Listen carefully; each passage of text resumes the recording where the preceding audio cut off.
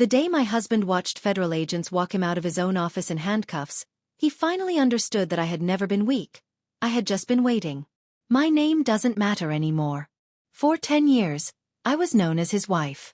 We lived in Dallas, Texas, in a quiet neighborhood with manicured lawns and polite smiles. From the outside, our life looked solid. A successful construction consulting business. A big house. Weekend dinners. Stability. Inside, I was tired. I had given up my career to help him build his. I handled invoices, contracts, payroll, everything behind the scenes. I trusted him completely. I believed marriage meant partnership, not power. But over time, I started to feel invisible. He spoke over me at dinners. Made jokes about how I didn't work anymore. Controlled every dollar while calling it being responsible. When I asked questions, he told me I was being emotional. I told myself this was just marriage. That loyalty meant endurance. I was wrong. The first betrayal came quietly. A bank notification I wasn't supposed to see. A transfer I didn't recognize. When I asked him about it, he laughed and said it was a business expense. I wanted to believe him. I did. Then the second betrayal hit harder. I overheard a phone call late one night. His voice soft, affectionate, unfamiliar. When I stepped into the room, he hung up immediately and accused me of spying. That night, I cried silently in the bathroom, staring at myself in the mirror, asking how I had become a stranger in my own home. The worst betrayal came last. I found the emails.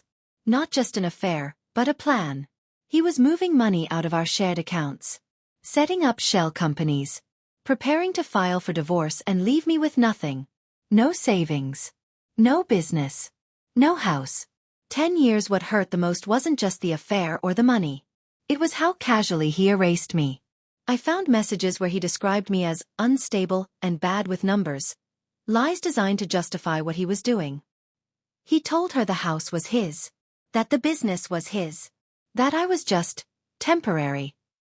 One night, he came home late, smelling like a different life, and asked why I looked so tired. I wanted to scream. Instead, I nodded. I started noticing how he corrected me in front of people. How he'd laugh when I spoke about the business, like I was a child playing pretend. At a family gathering, he joked that if we ever divorced, I'd be fine with half. Half of what? The half he planned to hide? That night, I locked myself in the bedroom and cried until my chest hurt. I remember sitting on the edge of the bed, holding my knees, whispering to myself that I couldn't do this anymore. That was the closest I came to breaking. For a moment, I considered walking away with nothing, just to escape the humiliation. But then I realized something terrifying and empowering at the same time. He thought I was blind. And that was his biggest mistake. Of my life reduced to paperwork and lies. I remember sitting on the kitchen floor, shaking, holding my phone, thinking, I trusted you with everything. That was the moment I almost gave up. But pain has a strange way of sharpening your mind. Instead of confronting him, I stayed quiet. I listened. I copied files. Screenshots. Contracts. Emails. Bank statements. I noticed things he didn't think I was smart enough to notice. Mismatched invoices, falsified reports, money laundering hidden under consulting fees. I started waking up early, pretending to go for walks, and meeting quietly with an attorney downtown. She looked at me and said something I will never forget. If this is real, you don't need revenge. You need patience. So I waited. And while he underestimated me, calling me confused, emotional, dependent, I built a case stronger than anything he imagined. Every day felt like acting in a documentary no one else knew they were filming.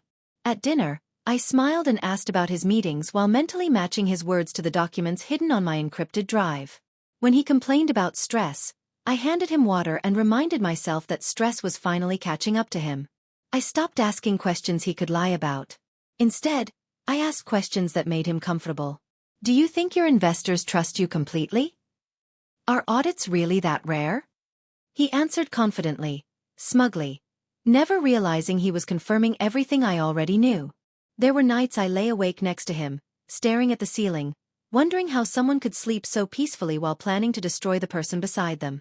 My hands would shake under the blanket, and I had to bite my lip to stay silent. Patience was the hardest part. Revenge isn't loud at first. It's quiet, methodical, lonely. But with every file saved and every signature verified, my fear slowly turned into certainty. And certainty is powerful. The revenge didn't happen at home. It happened at his office. During a quarterly meeting with investors, clients, and his mistress sitting proudly in the front row. I walked in unannounced. The room went silent. I placed a folder on the conference table. Copies already submitted to federal investigators weeks earlier. Then the doors opened. Agents. Badges. Questions he couldn't talk his way out of. His face drained of color as they read his rights. His investors stared at him like strangers. His mistress stood up, shaking, realizing she was never special. Just convenient. As they escorted him out, he looked at me, desperate. And for the first time in years, I didn't look away. That was the thumbnail moment. The aftermath was quiet. The house became mine. Legally. Permanently. The accounts were frozen, then restored under my name. The business dissolved under investigation. He took a plea deal. No dramatic speeches. No apologies that mattered. Just consequences. I didn't win by screaming or destroying myself. I won by staying calm when he assumed I was weak. Today, I wake up peaceful. Not because he lost, but because I found myself again. And if there's one thing I learned, it's this. Never underestimate the woman who knows the truth and has nothing left to lose. Before you go, I just want to say thank you for spending your time with this story and being part of this journey. If this video moved you, taught you something, or made you feel less alone, please like the video and share it with someone who might need to hear it today. And if you haven't already, subscribe to Revenge Uncut. We're working hard to reach our first 1,000 subscribers, and your support truly means everything to us. Every single subscription helps this channel grow and allows us to keep bringing you real, emotional, and powerful stories like this one. Most importantly, leave a comment below. Tell us what you felt, what stood out to you, or what this story meant to you. We genuinely read every single comment, and your words inspire us more than you know. Thank you for being here, thank you for your support, and thank you for being part of the Revenge Uncut family.